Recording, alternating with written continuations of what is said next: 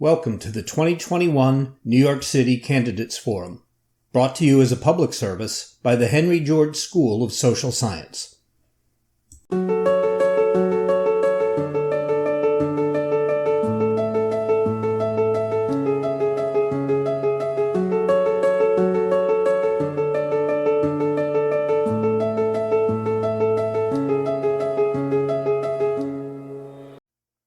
The shortage of housing and high rental costs are issues that many New Yorkers, especially millennials, are struggling with. How do you plan to address this problem? So I have a few ideas on how we can both reduce the rents across New York City, make things more affordable, but also create a new way of thinking about land use and thinking about housing in New York City. The rents are going up and up, and District 26 with Long Island City has seen a tremendous increase in rental prices over the past decade. A lot of what we're seeing is luxury towers going up, and they're being done with the agreement that they're going to provide affordable units. However, what we see is that affordability is generally beyond what most working people can actually afford. And even when someone's income falls into the bracket, I can speak for myself that the rents are generally over $1,000 more than I'm already paying. So it's not really targeting the need of people who are really desperately looking for housing, and the people who are most in need, the most affected, the homeless population. So my plan on a long-term scale is to completely do away with our ULURP, AMI, affordable housing, MIH structure, and replace it with a comprehensive community-led city plan. I don't anticipate that this will be a quick change. I think that we're going to need to allow for several years of community input and collaboration in order to really come up with a plan that reflects the needs of the community.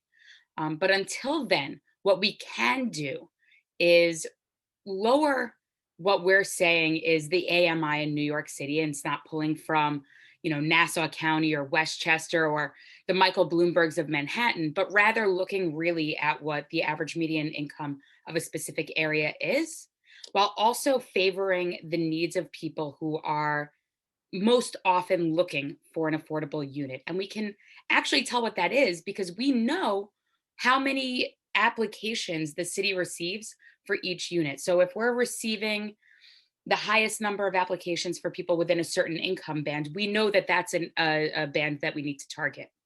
Moreover, one thing that we recently released is I have a plan that we need to really rework the calculation, because right now what we see is that there are, let's say it's two or three people in the household. If it's three income earners, that's a very different thing than a single parent and their two children. So what that first scenario can afford, where it's three people who are working and earning income versus one income earner and two dependents, we do need to factor that in, and we can't keep lumping these two households into one. Beyond that, I am also one of the founding members and the treasurer of the Western Queens Community Land Trust. So something that's a very big priority of mine is to end the sale of public land to private developers for their profit, which has been going on, especially during the de Blasio administration, and really work with the relatively large land trust community that has popped up around New York City. With a community land trust, the community owns and stewards the property, decides what goes there. And contrary to popular belief, it's not always housing. Sometimes it's commercial property. Sometimes it's community property, like a community center or a park. It's all different ways of using land in a way that does not enrich an individual or a corporation, but rather is something that is used for what the community itself decides that it wants.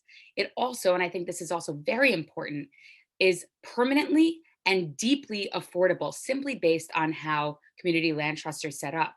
And, it takes the city out of being the sole landlord for anything that could be considered affordable or public.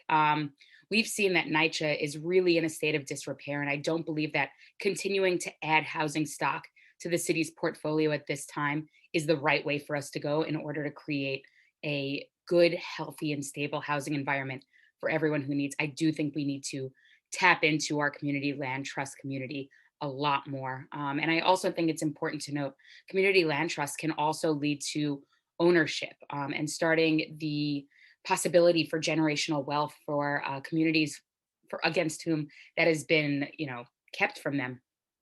You know, things like limited equity co-ops or even one or two family homes can be on community land trust land, with the building itself being owned by the individual or the family and the land being held by the community land trust. So I do think it's a really exciting movement. I'm really excited at its growth, and I look forward to being a council member advocating strongly for it in the upcoming city council. Blighted and vacant parcels dot New York City, especially in the outer boroughs. What strategies do you support to put them back into productive use for both families and commerce?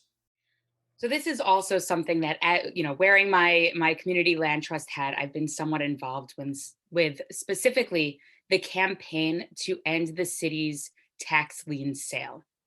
As it stands right now, New York City, separate from every other city in the United States, continues to use this process that started under Mayor Giuliani, where if there is a tax lien against a property, whether it be an abandoned property, whether it be just someone who's struggling to get their residential taxes paid, the city sells that lien to private interests, generally some sort of investment bank or other finance type like that, who ends up jacking up interest rates and levying fees and fines to the point where most often what we see is people are being pushed out of their home, pushed off their property.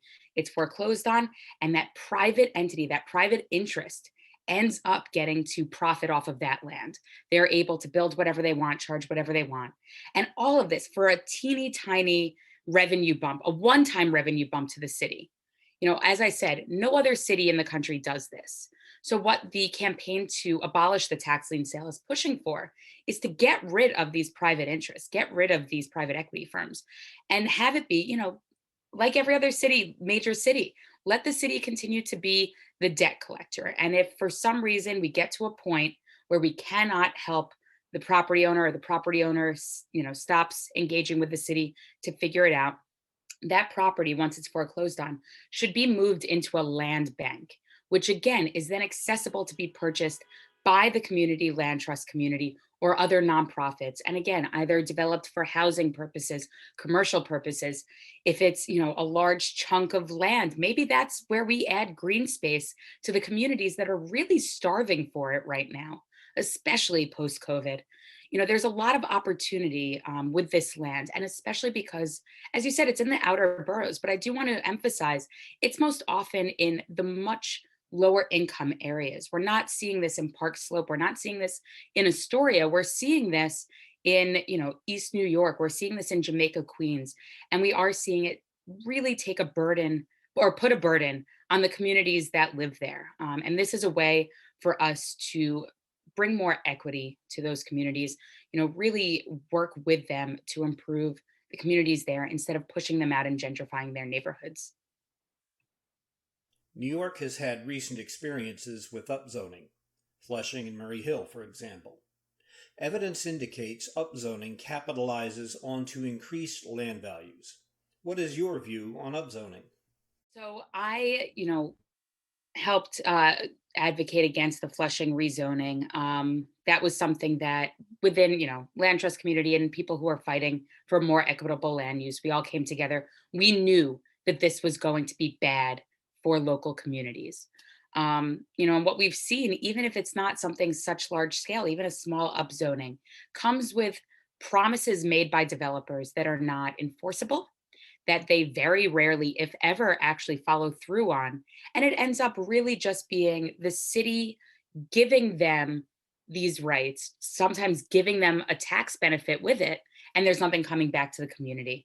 Until we can get to the comprehensive city plan that I mentioned earlier, one thing I very much think we need to work out, and there are amazing attorneys who work for the city, they can help us with this.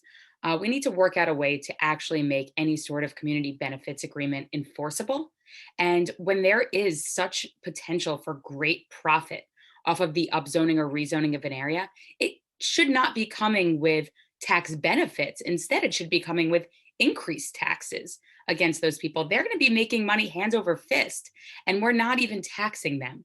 So while we are struggling with the budget crisis that New York City will be in post COVID, we're losing out on a ton of revenue that could be going to our schools, to our public health system, to all sorts of services and resources that New Yorkers desperately need in this recovery. It, we know the effects of the upzonings and the rezonings on the surrounding communities, and we can't keep our head in the sand and continue the way that things are. We do need to work out a new system where any sort of upzoning or rezoning, if that is what is in the best interest of the community in some regard, it does have to come with enforceable agreements. It does have to come with taxes that are going to put back in to the local economy and into local services. With large development and infrastructure projects such as Hudson Yards and the Second Avenue subway extension, would you consider supporting land value capture strategies to return that land value uplift to its creators, the taxpayers?